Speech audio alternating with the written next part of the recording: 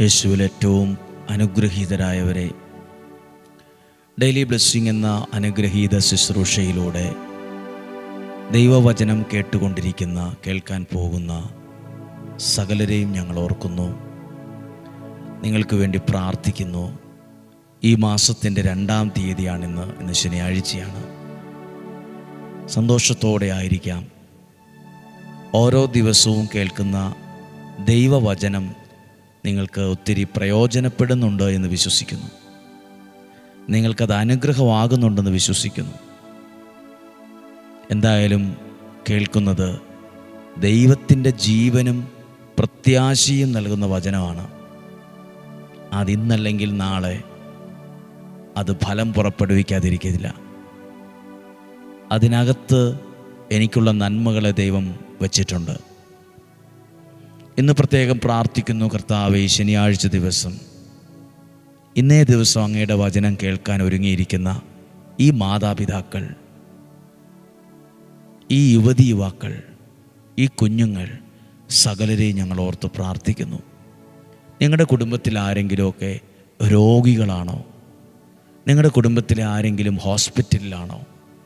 നിങ്ങളുടെ കുടുംബത്തിലെ ആരെങ്കിലും മാരക രോഗപീഠകളിൽ വല്ലാത്തൊരു വിഷമത്തിലാണോ?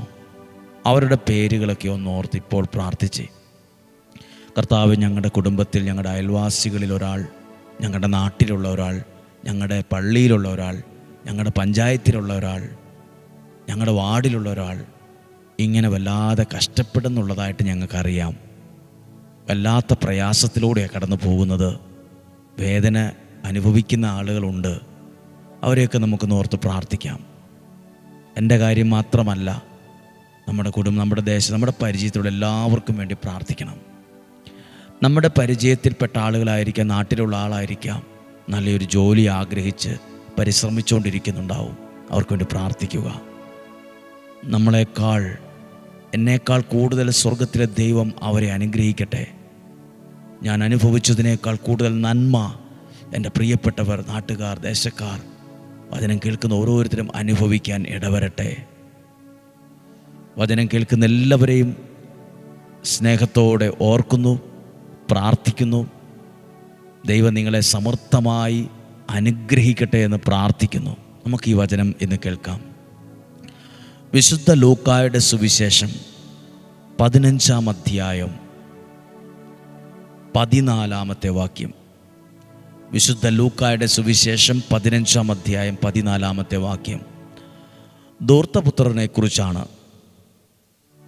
അവൻ എല്ലാം ചെലവഴിച്ചു കഴിഞ്ഞപ്പോൾ ആ ദേശത്ത് ഒരു കഠിനക്ഷാമം ഉണ്ടാവുകയും അവൻ ഞെരുക്കത്തിലാവുകയും ചെയ്തു.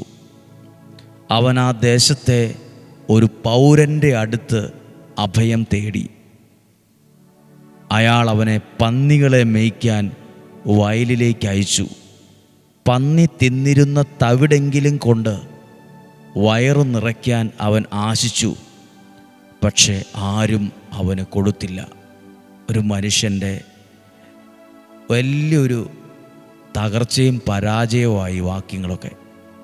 എങ്ങനെയൊക്കെ നന്നായി ജീവിച്ച ഒരാളാണ് ഇന്ന് പന്നിക്ക് കൊടുക്കുന്ന തവിടെങ്കിലും കിട്ടുമായിരുന്നെങ്കിൽ ഉപകാരമായിരുന്നു എന്ന് ചിന്തിക്കുന്ന ഒരവസ്ഥയിലേക്ക് എത്തി. ഇനി പറയുന്ന കാര്യങ്ങളെല്ലാം നിങ്ങൾ ശ്രദ്ധിക്കണം. ഈ ധൂർത്തപുത്രന് പ്രശ്നമുണ്ടായി, പ്രതിസന്ധി ഉണ്ടായി, വേദനകളെല്ലാം ഉണ്ടായി. വലിയ പ്രയാസത്തിലൂടെയാണ് പോയിക്കൊണ്ടിരിക്കുന്നത്. ഓരോ പ്രശ്നത്തിലും, ഓരോ പ്രതിസന്ധിയിലും, ഓരോ വേദനയിലും ദൈവത്തിലേക്ക് തിരിച്ചു വരാനുള്ളൊരു വിളി കിടപ്പുണ്ട്. അത് സത്യത്തിൽ തിരിച്ചറിഞ്ഞവർ, മനസ്സിലാക്കിയവർ ജീവിതത്തിൽ തോറ്റിട്ടില്ല. അത് എല്ലാവരും ഇത് മനസ്സിലാക്കാൻ ബുദ്ധിമുട്ടുമാണ്. ഇത് ഉൾക്കൊള്ളാൻ പാടാണ്. ഓരോ പ്രശ്നത്തിലും, ഓരോ പ്രതിസന്ധിയിലും, ഓരോ വേദനയിലും ദൈവത്തിലേക്ക് കുറെ കൂടി അടുക്കാനുള്ള ഒരു വിളി കിടപ്പുണ്ട്. അത് സത്യത്തിൽ തിരിച്ചറിഞ്ഞ ആരും ജീവിതത്തിൽ പരാജയപ്പെട്ടിട്ടില്ല. അത് സത്യത്തിൽ മനസ്സിലാക്കി ആരും ജീവിതത്തിൽ തോറ്റിട്ടില്ല. നിങ്ങളും പ്രയാസത്തിലൂടെ കടന്നു പോകുന്നവരുണ്ട്, വേദനയിലൂടെ കടന്നു പോകുന്നവരുണ്ട്. പ്രശ്നവും പ്രതിസന്ധിയും വരുമ്പോൾ ഇപ്പോൾ ഈ ധൂർത്തപുത്രൻ ചെയ്ത പോലെ അവിടെയുള്ള ഒരു മുതലാളിയിലാണ് ആശ്രയം വച്ചത്. ആദ്യം അവിടെ ചെന്ന് പന്നികളെ ഒക്കെ നോക്കാൻ ആ മുതലാളി അവനെ ഏൽപ്പിച്ചു. ഞാൻ നിങ്ങളോടൊരു കാര്യം ദൈവനാമത്തിൽ ഓർമ്മിപ്പിക്കുകയാണ്. പ്രശ്നങ്ങൾ വരുമ്പോൾ, പ്രതിസന്ധികൾ വരുമ്പോൾ മദ്യത്തിൽ ആശ്രയിക്കുന്നവരുണ്ട്, തെറ്റായ ബന്ധത്തിൽ ആശ്രയിക്കുന്നവരുണ്ട്, പല വഴിക്കും ജീവിതത്തെ നടത്തുന്നവരുണ്ട്. പോകുന്നിടത്തോളം അങ്ങ് പോട്ടെ, വരുന്നിടത്ത് വെച്ച് കാണാം, ഇനി ഞാൻ ഒന്നും നോക്കുന്നില്ല, ഇങ്ങനെ വർത്തമാനം പറയുന്നവരുണ്ട്. എന്നാൽ ചില മനുഷ്യർ ദൈവത്തിലോട്ടങ്ങ് ആശ്രയിക്കും, നന്നായിട്ടങ്ങ് പ്രാർത്ഥിക്കാൻ തുടങ്ങും. അവർ ആ സമയത്ത് പരമാവധി ദൈവവചനം കേൾക്കും, അവർ നന്നായിട്ട് പ്രാർത്ഥിക്കും. എപ്പോഴാണ് കൂടുതൽ പ്രാർത്ഥിക്കേണ്ടതെന്നറിയാവോ? പ്രശ്നങ്ങളും പ്രതിസന്ധികളും വരുമ്പോഴാണ് സാധാരണയിൽ കൂടുതൽ പ്രാർത്ഥിക്കേണ്ടത്. ഞാൻ ജീവിതത്തിൽ മനസ്സിലാക്കിയ ഒരു സത്യമാണ്, നമ്മൾ തലതിരിഞ്ഞ രീതിയിലാണ് ചിന്തിച്ചു പോകുന്നതെങ്കിൽ എല്ലാം തലതിരിഞ്ഞു പോകും, എല്ലാം ഡിസോർഡറായി പോകും, ഏതേലും വഴിക്ക് പോകും, എങ്ങനെയുമൊക്കെ ആയിപ്പോവും. പ്രവചനാതീതമാണ് അതെങ്ങനെയാകുമെന്ന്. പക്ഷേ ചില പ്രശ്നങ്ങൾ അല്ലെങ്കിൽ ചില പ്രതിസന്ധികൾ നമ്മുടെ ജീവിതത്തിൽ വരുമ്പോൾ ആ പ്രശ്നത്തിനകത്ത് ദൈവത്തിനൊരു പദ്ധതിയുണ്ടെന്ന് മനസ്സിലാക്കി, ദൈവത്തിലേക്ക് തിരിയാനുള്ളൊരു വിളിയുണ്ടെന്ന് മനസ്സിലായാൽ വിചാരിക്കാത്ത പലതും ജീവിതത്തിൽ ദൈവം തരും. വിചാരിക്കാത്ത, നമ്മൾ പ്രതീക്ഷിക്കാത്ത പലതും ജീവിതത്തിൽ വരും. നന്മയുടെ രൂപത്തിൽ അത് വരും. ഇത് മനസ്സിലായി എഴുതി വച്ചോ. ഓരോ പ്രശ്നത്തിലും, പ്രതിസന്ധിയിലും, കഷ്ടപ്പാടിലും, വെല്ലുവിളിക്കകത്തും നമ്മൾ ഞെരിക്കുന്ന ഓരോ വിഷയം എന്തുവാകട്ടെ, അതിനകത്ത് ദൈവത്തിലേക്ക് തിരിയാനുള്ള, ദൈവത്തോടടുക്കാനുള്ളൊരു വിളി കിടപ്പുണ്ട്. അത് സത്യത്തിൽ തിരിച്ചറിഞ്ഞവർ തോറ്റിട്ടില്ല, പരാജയപ്പെട്ടിട്ടില്ല. ചില ആളുകൾ എത്ര കണ്ടാലും കേട്ടാലും കൊണ്ടാലും പഠിക്കത്തില്ല. അവർ കുറച്ച് ദിവസം ഇങ്ങനെയൊക്കെ ഇരുന്ന് വീണ്ടും അതേ വഴിക്ക് പോകും. കുറച്ച് ദിവസമൊക്കെ ഇതൊക്കെ ആയിക്കഴിഞ്ഞ് വീണ്ടും പഴയ പോലെയാവും. അവരൊന്നും ഇതുവരെയും പഠിച്ചിട്ടില്ല. ജീവിതത്തിൽ ചിലതൊക്കെ പഠിക്കാനുള്ളതാണ്, ചിലതൊക്കെ മനസ്സിലാക്കാനുള്ളതാണ്, ചിലതൊക്കെ നമ്മുടെ ജീവിതത്തിൻ്റെ ഉയർത്തെഴുന്നേൽപ്പിനാണ്. ഇനി ധൂർത്തപുത്രൻ ഈ പന്നിക്കുഴി കിടന്നപ്പം, അല്ലെങ്കിൽ ഇങ്ങനെ ഒരു സാഹചര്യത്തിലായപ്പം പിതാവിലേക്ക് തിരിച്ചു നടക്കാനുള്ളൊരു വിളി, ഒരു ബോധം ഉണ്ടായെന്ന് എഴുതിയിട്ടുണ്ട്, സുബോധം ഉണ്ടായെന്ന് എഴുതിയിട്ടുണ്ട്. അതാ ഞാൻ പറഞ്ഞ ആ വാക്ക്, അവന് സുബോധം ഉണ്ടായി, ഞാൻ എൻ്റെ അപ്പൻ്റെ വീട്ടിലേക്ക് തിരിച്ചു പോകും. ആ വിളി തിരിച്ചറിയുവാണ്.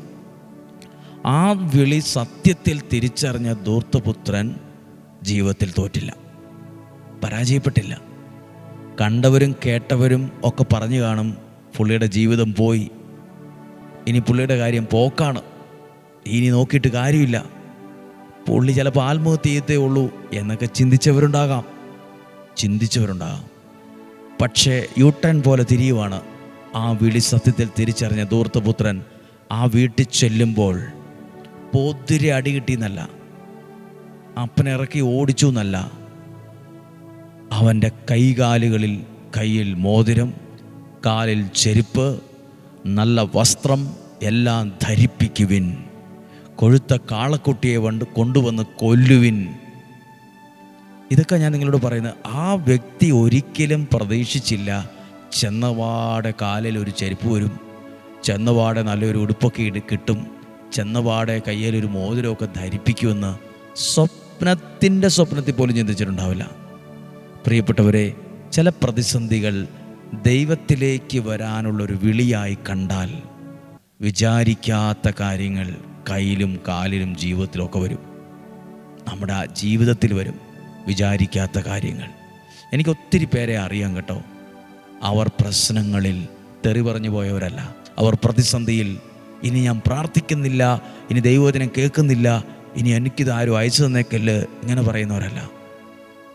ചില പ്രശ്നങ്ങളിലും പ്രതിസന്ധികളിലും ദൈവത്തിലേക്ക് അടുത്തു വരാനുള്ള ആ ദൈവവിളി സത്യത്തിൽ തിരിച്ചറിഞ്ഞ പലരുമുണ്ട്.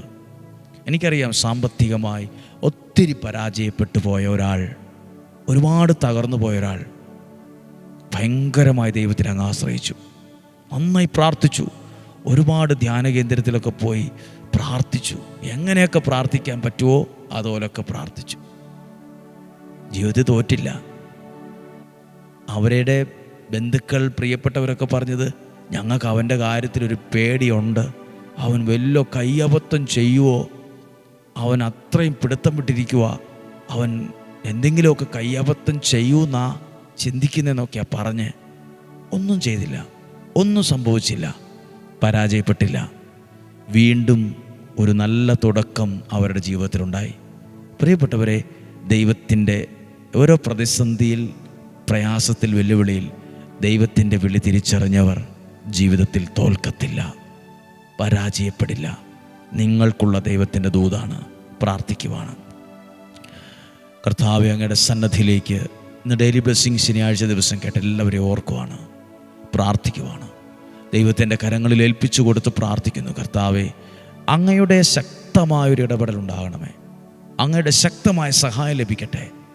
ഇന്ന് ഈ കുടുംബത്തിനകത്ത് വിടുതൽ സംഭവിക്കട്ടെ. പ്രത്യേകിച്ച് ഹോസ്പിറ്റലുകളിലോ വീടിലോ രോഗികളായി കിടക്കുന്ന എല്ലാവർക്കും വേണ്ടി പ്രാർത്ഥിക്കുവാണ്. മാനസികമായ പ്രയാസം അനുഭവിക്കുന്നവർക്ക് വേണ്ടി പ്രാർത്ഥിക്കുവാണ്. കൗൺസിലിങ്ങിനൊക്കെ വിധേയമായിക്കൊണ്ടിരിക്കുന്നവർക്ക് വേണ്ടി പ്രാർത്ഥിക്കുക. ഡിപ്രഷനുള്ളവർക്ക് വേണ്ടി പ്രാർത്ഥിക്കുക. ആത്മഹത്യ പ്രവണതയുള്ളവർക്ക് വേണ്ടി പ്രാർത്ഥിക്കുക. നിരാശയുള്ളവർക്ക് വേണ്ടി പ്രാർത്ഥിക്കുവാണ്. നിങ്ങളുടെ ജീവിതത്തിൽ ദൈവത്തിൻ്റെ സഹായം നിങ്ങൾക്ക് ലഭിക്കും. ജീവിതത്തിൽ കയറി വരും. നിങ്ങൾ ജീവിതത്തിൽ കയറി വരും, രക്ഷപ്പെടും. രോഗങ്ങൾ, അപകടങ്ങൾ, ദുർമരണങ്ങൾ, മൂപ്പെത്താത്ത മരണങ്ങൾ എല്ലാത്തിനും ഞങ്ങളെ സംരക്ഷിക്കണമേ. പ്രത്യേകിച്ച് കിഡ്നി രോഗമുള്ളവരെ, ഹൃദയ സംബന്ധമായ രോഗമുള്ളവരെ, ക്യാൻസർ രോഗമുള്ളവരെ സമർപ്പിച്ച് പ്രാർത്ഥിക്കുക. സൗഖ്യം ഉണ്ടാകട്ടെ. മരത്തിൽ നിന്ന് വീണവർ, വാഹനത്തിൽ നിന്ന് വീണ് പരിക്കുപറ്റി അരയ്ക്ക് താഴ്പോട്ട് തളർന്നിട്ടുള്ളവരുണ്ട്, നടക്കാൻ വയ്യാത്തവരുണ്ട്, വീൽ ചെയറിൻ്റെ സഹായത്തോടെ യാത്ര ചെയ്യുന്നവരുണ്ട്, മറ്റൊരാളുടെ സഹായത്തോടെ ജീവിക്കുന്നവരുണ്ട്. എല്ലാവരെയും ഓർത്ത് നിങ്ങൾക്ക് വേണ്ടി പ്രാർത്ഥിക്കുന്നു. പ്രായാധിക്യം മൂലം ഭവനത്തിലായിരിക്കുന്നവർക്ക് വേണ്ടി പ്രാർത്ഥിക്കുന്നു. ഇന്നും ജീവിക്കുന്ന യേശുവിൻ നാമത്തിൽ നിങ്ങളെ അനുഗ്രഹിച്ച് പ്രാർത്ഥിക്കുന്നു. ദീർഘായുസ്സും നല്ല ആരോഗ്യം ഉണ്ടാകട്ടെ. സമാധാനവും സ്വസ്ഥതയും ഐശ്വര്യവും ദൈവാനുഗ്രഹമുള്ള സമ്പത്ത് നിങ്ങൾക്കുണ്ടാകട്ടെ. ഇന്നും ജീവിക്കുന്ന ദൈവനാമത്തിൽ നിങ്ങളെ അനുഗ്രഹിച്ച് പ്രാർത്ഥിക്കുന്നു, ഇപ്പോഴും എപ്പോഴും എന്നേക്കും. ആമേൻ. ദൈവം അനുഗ്രഹിക്കട്ടെ. ഇന്ന് ശനിയാഴ്ച ദിവസമാണ്, നാളെ ഞായറാഴ്ചയാണ്. ദൈവം നിങ്ങളെ അനുഗ്രഹിക്കട്ടെ. നാളെയും 5:30 തിരക്കാണേലും ഒരുമിച്ച് വചനം കേൾക്കാൻ ഭാഗ്യമുണ്ടാകട്ടെ. 5:30 തന്നെ സാധ്യമായിടത്തോളം ആളുകൾ ഒരുമിച്ച് കൂടാം, ഒരുമിച്ച് പ്രാർത്ഥിക്കാം. നാളെയും ഒരുമിച്ച് കാണുന്നത് വരെ സ്വർഗത്തിലെ ദൈവം എന്നെയും നിങ്ങളെയും സൂക്ഷിക്കട്ടെ. ആമേൻ.